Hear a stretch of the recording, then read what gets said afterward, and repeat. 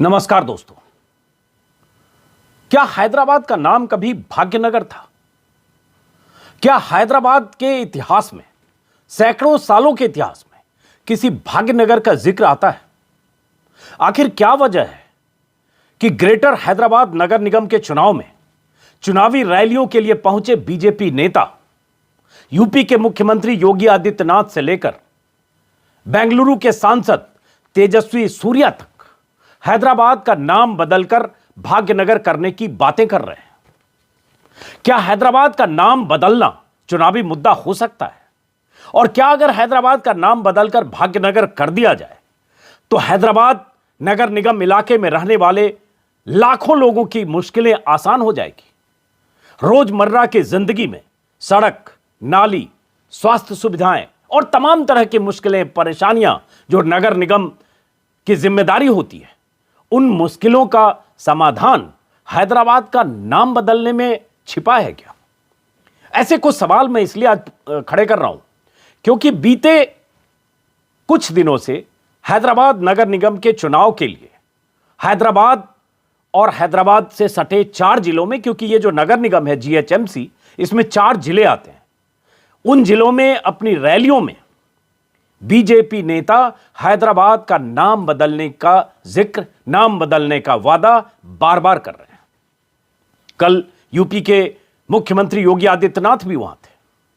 उन्होंने भी कहा कि हम हैदराबाद का नाम बदलकर भाग्यनगर करना चाहते हैं। और यही योगी आदित्यनाथ 2018 में हुए तेलंगाना के विधानसभा चुनाव के प्रचार के वक्त भी हैदराबाद का नाम बदलकर भाग्यनगर करने की बातें करते रहे। हैदराबाद से बीजेपी के इकलौते विधायक राजा सिंह, वो भी लगातार अपनी रैलियों में, सभाओं में हैदराबाद का नाम बदलकर भाग्यनगर करने की बात करते रहे। तो सवाल उठता है, ये हैदराबाद के नाम बदलने की बात चुनावी रैलियों के वक्त क्यों होने लगता है? क्या है भाग्यनगर से हैदराबाद का रिश्ता? तो आज स्वाभाविक तौर पर थोड़ा रिसर्च मैंने करने की कोशिश की, जानने की कोशिश की। बहुत ज़्यादा मुझे जानकारी नहीं थी। हैदराबाद और निजाम का इतिहास तो हम सब ने बहुत पढ़ा है, और आज़ादी के वक्त निजाम की भूमिका, सरदार पटेल की भूमिका, और किस ढंग से निजाम की मंशा को काबू में लाए सरदार पटेल, इस पर बहुत कुछ लिखा और पढ़ा जा चुका है। लेकिन भाग्यनगर क्या है कहानी? तो उस कहानी को थोड़ा मैंने समझने की कोशिश की, आगे बताऊंगा। और साथ में यह भी कि हैदराबाद नगर निगम पर कब्जे के लिए बीजेपी नेता क्या क्या कह रहे हैं और जो कह रहे हैं उसकी मंशा क्या है। लेकिन उससे पहले मैं चाहता हूं कि योगी आदित्यनाथ कल जो हैदराबाद नगर निगम चुनाव में बीजेपी की जीत सुनिश्चित करने के लिए या बीजेपी को कुछ सीटों पर जीत दिलाने के लिए अपनी रैलियों में जो कुछ कह रहे थे, उसका एक छोटा सा हिस्सा सुनिए। 19 सेकंड का है, जिसमें भाग्यनगर का जिक्र कर रहे हैं। सुनिए। हैदराबाद को भाग्यनगर बनाने के आपके संकल्प के साथ जोड़ने के लिए मर्यादा पुरुषोत्तम भगवान श्री राम की भूमि से विशेष रूप से आपका अभिनंदन करने के लिए मैंने कल के वीडियो में भी जिक्र किया था, बताया था आपको कि भाग्यनगर नाम रखने का मुद्दा बीजेपी के नेता उठा रहे हैं। लेकिन अब जब योगी गए तो उन्होंने तो यही कहा, मैं हैदराबाद का नाम भाग्यनगर करने आया हूं और मैं करना चाहता हूं। और योगी की पुरानी फितरत है नाम बदलने की, पुराना इतिहास है। गोरखपुर में भी बहुत सारे मोहल्लों तक का नाम बदल चुके हैं, और उन्होंने इलाहाबाद का नाम बदला, प्रयागराज किया, अयोध्या का फैजाबाद का अयोध्या किया, और यह सब का जिक्र भी उन्होंने हैदराबाद नगर निगम के चुनाव में जो रैलियां कर रहे थे उन रैलियों में किया। तो नाम बदलने से क्या कुछ नई चीज होती है क्या? उस शहर की तस्वीर, तकदीर बदलती है क्या? इस सवाल पर मैं बात करने से पहले मुझे याद है 2017 के चुनाव के पहले भी योगी आदित्यनाथ से एक मैंने इंटरव्यू किया था, और उसके बाद मैं आगे बताता हूं भाग्यनगर की कहानी, थोड़ी कहानी जो मैंने समझी है अभी कुछ घंटों के रिसर्च से। तो योगी आदित्यनाथ से एक इंटरव्यू मैंने किया था, मैं इंडिया टीवी का एडिटर था, और उस इंटरव्यू में भी योगी आदित्यनाथ से नाम बदलने को लेकर कुछ सवाल मैंने पूछे थे और वो वीडियो बहुत वायरल हुआ था। तो मैं चाहता हूं छोटा सा वो टुकड़ा उस वीडियो का आपको सुनाऊं। सौजन्य इंडिया टीवी का है, कटसी इंडिया टीवी, चूंकि इंडिया टीवी का फुटेज है, लेकिन आप छोटा सा टुकड़ा सुनिए। उसके बाद हम आते हैं भाग्यनगर पर और क्यों भाग्यनगर की बातें की जाने लगी है और ग्रेटर हैदराबाद नगर निगम का यह चुनाव जीतना बीजेपी के लिए क्यों जरूरी है। इस पर कल के वीडियो में भी मैंने कुछ बातें की, आगे भी कहूंगा, लेकिन पहले एक बार ये छोटा सा वीडियो सुनिए, 1 मिनट कुछ सेकंड का है। में हिंदू रहते हैं ये तो आपको कहने की जरूरत नहीं है, आप एक पीठ के महंत हैं और आपकी पूरी विरासत है, लेकिन इस दिल में कहीं मुसलमानों के लिए भी थोड़ी जगह है, सबका विकास सबका साथ। देखिए आप, हम लोग जब विकास कर रहे हैं तो विकास में फिर जाति मत मजहब कहां से आ जाता है? कहां से आया मैं बताता हूं, मैं आपको मैं बताता हूं, सुन लीजिए कि गोरखपुर में अगर कोई मोहल्ला है, बाजार है जिसका नाम था मियां बाजार, आपने उसको कर दिया माया बाजार, करवा दिया। अली नगर कोई था उसको करवा दिया आर्य नगर, उर्दू बाजार को कर दिया हिंदी बाजार। अब 2 दुकान वहां है, एक किसी रामलाल की है तो हिंदी बाजार है, एक सुलेमान की है तो उर्दू बाजार है। ये आपका गोरखपुर है जो आपने किया, इसलिए मैंने हमने पूछा तो कहा कि हमने किया है नहीं, हुमायूंपुर को हमने हनुमानपुर कर दिया है, इस्लामपुर को ईश्वरपुर कर दिया है, और भी करेंगे अभी, और भी बदलेंगे। जो हमारे अनुकूल होगा हम वो काम करेंगे, जिससे हमारी पहचान होगी उसको हम करेंगे, और कोई बुरा नहीं है ये।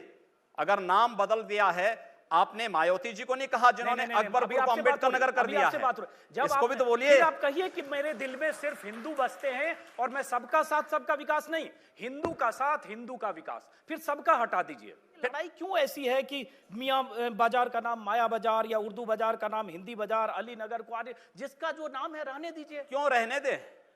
नहीं, मैं जानना चाह रहा हूं, इसका तर्क मैं जानना चाह रहा हूं, क्यों रहने दे? हम तो आप ताजमहल का नाम राम महल कर सकते हैं, क्यों नहीं करेंगे? कर देंगे, बिल्कुल किया जाना चाहिए। जी आप ये मानते हैं, आप थोड़ा गुस्से में हैं तो मैं कोई गुस्सा नहीं हूं, मैं आपको बता रहा हूं। मैं ये कह रहा हूं कि इसका मतलब हुआ कि आप देश के हित में मतलब मानते हैं जो 20-22% मुस्लिम। योगी से मेरी बातचीत का ये वीडियो 2017 में जब यूपी में चुनाव हो रहे थे उसके ठीक पहले का है, 10-15 दिन पहले का। तब मैं इंडिया टीवी का मैनेजिंग एडिटर था, लखनऊ में ये कॉन्क्लेव हुआ था जिसमें इंडिया टीवी के मंच से मैंने ये इंटरव्यू किया था। तो एक बार फिर से ये वीडियो इंडिया टीवी के सौजन्य से ये बताते हुए, योगी नाम बदलने को लेकर लगातार योगी ऐसी बातें करते रहे, यहां तक कि योगी की सरकार बनने के कुछ दिनों बाद बीजेपी के कुछ नेता ताजमहल का नाम बदलने की भी बात कर रहे थे, जिसमें संगीत सोम जैसे विधायक थे। तेजो महल है कि ताजमहल बनने से पहले उसका नाम वहां शिव मंदिर था और तेजो महल था।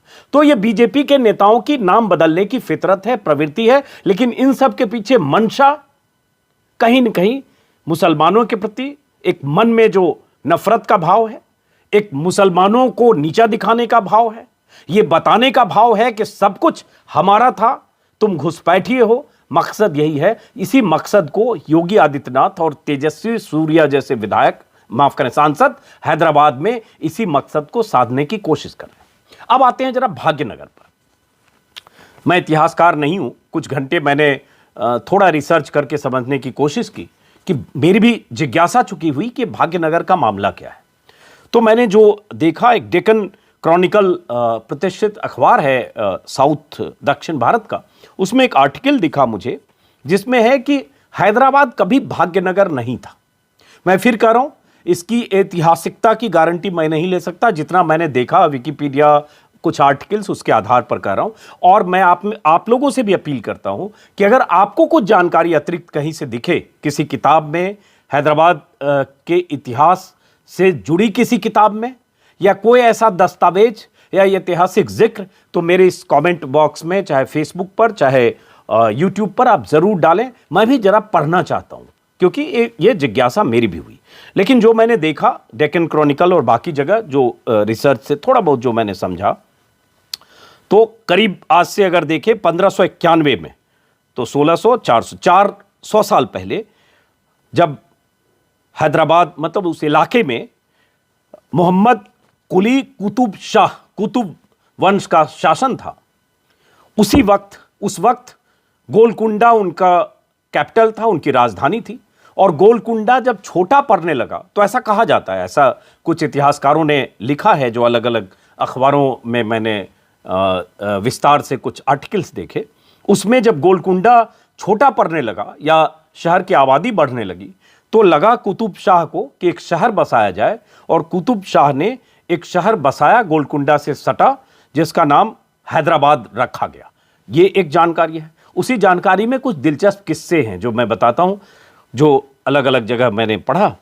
उसमें एक कहानी ये है कि जो एक हाँ, पहली बात ये भी बताऊं कि जो इतिहासकार कुछ हैं, जो मौलाना आज़ाद यूनिवर्सिटी के इतिहास के प्रोफेसर्स हैं, या हैदराबाद में रहने वाले कुछ और अलग अलग सालों में इतिहासकारों ने जो अलग अलग लेख लिखे हैं, उसके मुताबिक उनका दावा है, उन इतिहासकारों का दावा है कि कहीं से कोई ऐतिहासिक तथ्य, ऐतिहासिक दस्तावेज नहीं मिलते जिससे पता चले कि हैदराबाद का नाम भाग्यनगर था।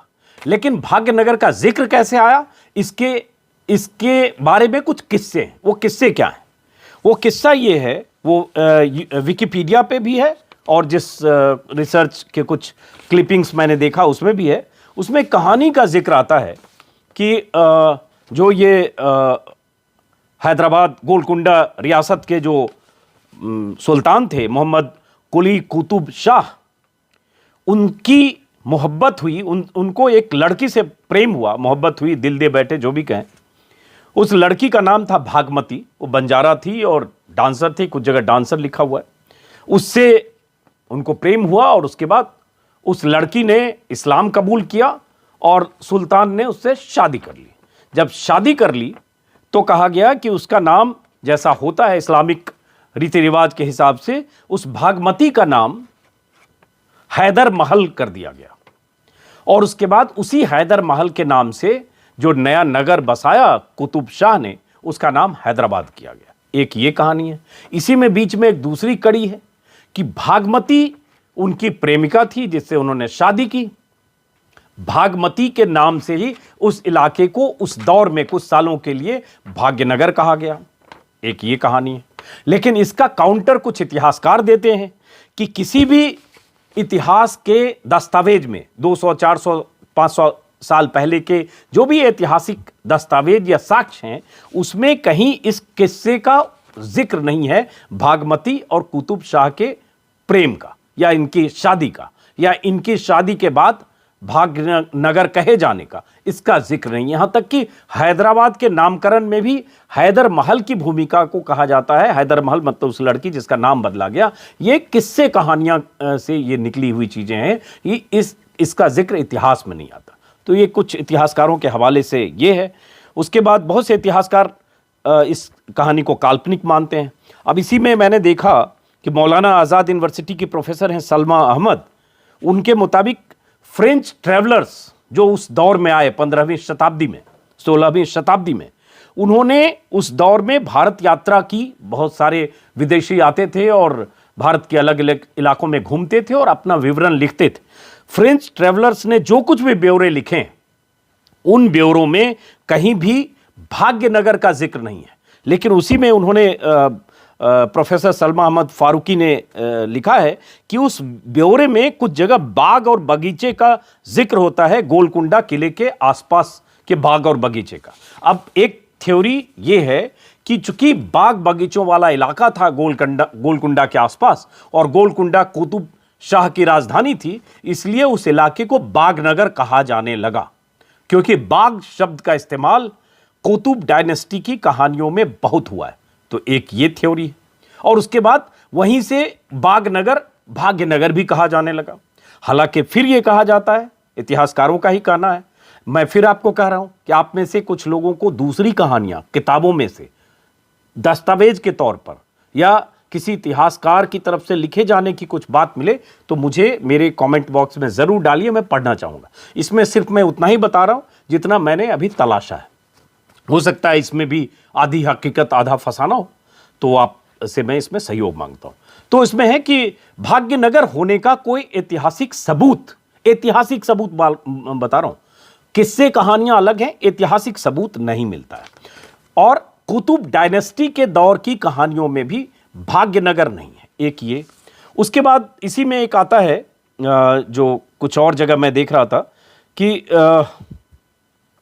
कुतुब शाही की सल्तनत लगभग 1697 तक रही, मतलब 17वीं शताब्दी के 16वीं शताब्दी के आखिर तक, लेकिन उस दौर में किसी भी हिस्टोरिकल एविडेंस में भी भागमती का भी जिक्र नहीं है, उस प्रेमिका का जिसके बारे में बहुत कुछ लिखा गया है। विकिपीडिया से लेकर अलग अलग आप हैदराबाद का इतिहास देखेंगे तो उसमें आपको जिक्र मिलेगा, लेकिन हिस्टोरिकल एविडेंस इसका भी नहीं है, ये भी कहा जाता है। उसी में मैंने देखा किसी आर्टिकल में ये भी पढ़ा कि अब्दुल्ला कुतुब शाह, जो कुतुब डायनेस्टी का था, जिसने हैदराबाद नगर बसाया, गोलकुंडा उनकी राजधानी थी लेकिन उन्होंने अलग से हैदराबाद नगर बसाया। उस कुतुब शाह की कहानियों में, ऐतिहासिक कहानियों में, सिर्फ 2 नॉन मुस्लिम महिलाएं, गैर मुस्लिम 2 महिलाओं का जिक्र आता है, तारामती और पेम्मामती। मतलब उसकी कहानी में, कुतुब शाह की कहानी में भागमती का जिक्र नहीं है। तो ये भी एक हिस्सा है। तो ऐसे कुछ कुछ चीजें मैं जानने समझने की क्यूरियोसिटी में पढ़ने की कोशिश कर रहा था कि दरअसल ये भाग्यनगर आया कहां से। अब इसमें मैंने देखा कि जितनी कहानियां, आर्टिकल्स हैं, उसमें भाग्यनगर का ओरिजिन कहें या भाग्यनगर का चर्चा कहें, वो भागमती से जुड़ा है। लेकिन अगर इतिहास की बात करें तो बहुत सारे लोग भागमती के होने पर ही सवाल उठाते हैं कि भागमती कोई किरदार 15वीं शताब्दी में कुतुब शाह के जिंदगी में नहीं थी। तो अब ये आगे तथ्य से पता चलेगा, अगर कहीं और इतिहास में कोई जानकारी होती है तो मुझे भी उसकी जानकारी मिलेगी। लेकिन मैं वापस मुद्दे पर आता हूं, जो मैं कहना चाह रहा था कि आखिर चुनाव के समय, वो भी नगर निगम का चुनाव है, चाहे विधानसभा का चुनाव है, हर चुनाव में बीजेपी के नेता इस तरह की बातें क्यों कर रहे हैं? योगी आदित्यनाथ और बाकी नेता भाग्यनगर तो बोलकर ही आए हैं। योगी ने तो कहा है कि मैं नाम बदलने आया हूं, लेकिन इसके अलावा और बहुत सारी बातें कही जा रही है। और ये जो जीएचएमसी है, ये चुनाव क्यों अहम है, ये मैंने कल के वीडियो में भी बताया था। क्योंकि ये जो ग्रेटर हैदराबाद नगर निगम है, इसमें 4 जिले आते हैं, आसपास, हैदराबाद के आसपास के 4 जिले। इस 4 जिले में हैदराबाद है, रंगारेड्डी है, संगारेड्डी है और मलकजगिरी है। लेकिन 24 विधानसभा क्षेत्र हैं, 5 लोकसभा क्षेत्र हैं।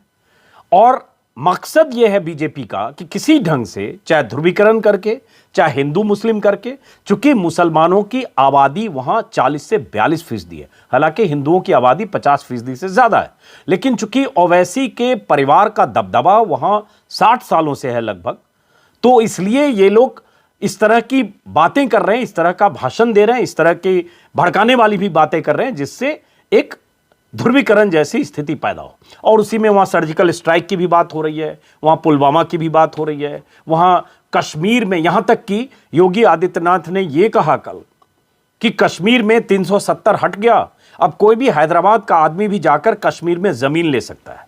योगी आदित्यनाथ यही बातें मैंने सुनी थी बिहार चुनाव के दौरान। बिहार के पालीगंज, भोजपुर और अलग अलग इलाकों में भी यही कहते थे अपनी रैलियों में कि भोजपुर के आदमी भी जाकर कश्मीर में जमीन ले सकते हैं। अब जरा सोचिए, हैदराबाद में नगर निगम का चुनाव हो रहा है, वहां नालियां, सीवर की प्रॉब्लम, पानी की प्रॉब्लम, अभी फ्लड आया था, पूरा हैदराबाद ऐसा पानी में डूबा जैसे लगा कि पता नहीं वो शहर हो या गंगा के किनारे बसा हुआ कोई गांव हो। इस ढंग से 4-4, 6-6 फीट पानी मोहल्लों में, और तमाम तरह की समस्याएं हैं जिसके निदान और जिसके बारे में बात होनी चाहिए। तो बात हो रही है कि आप जमीन खरीद सकते हो जाकर कश्मीर में, ये योगी ने कहा, और भाग्यनगर की बात। और ये सीट और ये नगर निगम का चुनाव मायने क्यों रखता है, ये मैंने कल भी बताया था। क्योंकि बीजेपी का मकसद यहां से अगले 3 साल बाद, मतलब 2023 में होने वाले तेलंगाना विधानसभा पर है। क्योंकि बीजेपी को लगता है कि यहां अगर किसी ढंग से 25 से 50 के बीच सीटें जीत ली तो नगर निगम में एक मजबूत ताकत बनेगी, जमीन पर एक मजबूती के साथ बीजेपी लोकल जो 4-5 जिले हैं आसपास के इलाकों में बीजेपी की जड़ें मजबूत होगी, और यहां से बीजेपी का टेक ऑफ हो सकता है तेलंगाना में 2.5-3 साल बाद होने वाले विधानसभा चुनाव के पहले। क्योंकि अगर इसी इलाके में 24 विधानसभा सीटें हैं और उन 24 विधानसभा सीटों पर बीजेपी के नेता चुनाव प्रचार कर रहे हैं। किन किन नेताओं ने चुनाव प्रचार किया मैंने कल भी जिक्र किया। आज अमित शाह की बारी है और परसों चुनाव है, 1 तारीख को चुनाव है। नतीजे 4 दिन बाद आएंगे तो पता चलेगा कि बीजेपी को हासिल क्या हुआ। लेकिन वहां बीजेपी के सबसे मजबूत महासचिव में से एक भूपेंद्र यादव, जो बिहार में चुनाव प्रभारी थे और अमित शाह के भी करीबी थे, रहे हैं, और अभी जेपी नड्डा जो अध्यक्ष हैं उनके भी करीबी हैं, वो लगातार कैंप कर रहे हैं नगर निगम चुनाव प्रभारी के तौर पर। यह पहली बार हो रहा है। कल भी मैंने कहा था कि देश की सत्ताधारी पार्टी 350 सीटों के साथ देश की सत्ता पर काबिज गठबंधन की पार्टी, 300 सीटें जिसकी खुद की है लोकसभा में, वो पार्टी नगर निगम के चुनाव को राष्ट्रीय चुनाव की तरह लड़ रही है। हालांकि इससे विपक्ष की बात करें तो इसमें सीखने वाली बात है कि कैसे बीजेपी छोटे से छोटे चुनाव को भी, नगर निगम के चुनाव को भी राष्ट्रीय चुनाव की तरह लड़ती है। और बीजेपी के अध्यक्ष से लेकर बीजेपी की सरकार के गृह मंत्री से लेकर और दर्जनों मंत्री और नेता वहां लगातार कैंप करते हैं। तो ये एक सीखने वाली बात है विपक्ष को कि चुनाव लड़ा कैसे जाता है। जीतना हारना नतीजों से पता चलता है, लेकिन लड़ा कैसे जाता है। तो ये वहां कोशिशें हैं। ओवैसी लगातार बीजेपी पर हमले कर रहे हैं, बीजेपी ओवैसी पर हमले कर रही है। लेकिन अगर देखेंगे तो बीजेपी के पूरे एजेंडे में, चाहे वो सर्जिकल स्ट्राइक की बात हो, रोहिंग्या मुसलमान की बात हो, तेजस्वी सूर्या लगातार वहां ओवैसी को मॉडर्न जिन्ना कह रहे हैं कि ओवैसी हैदराबाद को इस्तांबुल बनाना चाहते हैं। ये सारे बयान सिर्फ ध्रुवीकरण के लिए, सिर्फ इसलिए है ताकि हिंदुओं को आप ओवैसी और मुसलमानों का डर दिखाएं, उनके इमरजेंस का डर दिखाएं, उनके दबदबे का डर दिखाएं। यही इल्जाम ओवैसी पर भी लगता है कि वो भी इसी तरह के भाषण, ओवैसी और अकबरुद्दीन ओवैसी के भी कई भाषण कई बार वायरल हुए और उन पे मुकदमे हुए। एक बहुत चर्चित बयान है उनका, चर्चित या कुख्यात, हालांकि उसको लेकर मुकदमेबाजी हुई, डिफेंसिव भी हुए, लेकिन अकबरुद्दीन ओवैसी के ऐसे कई बयान हैं।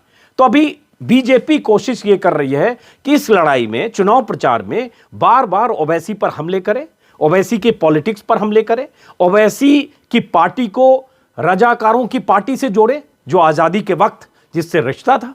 और स्थापना भी अगर ओवैसी की पार्टी की हुई थी, MIM की, शायद 1927 में, 1925 में जनसंघ की, माफ करें, RSS की स्थापना हुई और 1927 में वो पार्टी स्थापना से लेकर आज़ादी की लड़ाई तक, आज़ाद होने तक, या कहें हैदराबाद के निज़ाम की असहमति के बाद भी सरदार पटेल ने जिस ढंग से हैदराबाद में भारतीय सेना को उतारा और 5 दिन के भारतीय सेना के ऑपरेशन के बाद, जिसे शायद ऑपरेशन पोलो कहा जाता है, उसके बाद जिस ढंग से निज़ाम की सेना ने सरेंडर किया और हैदराबाद का विलय हुआ, उस कहानी पर विस्तार से भी नहीं जा रहा हूं।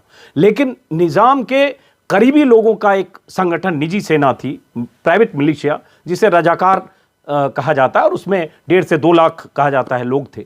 उनका रिश्ता, उनकी निकटता, बीजेपी के नेता आरोप लगाते हैं, और ऐतिहासिक तथ्य भी है कि MIM से था, लेकिन बाद में MIM ने अपना चेहरा बदला।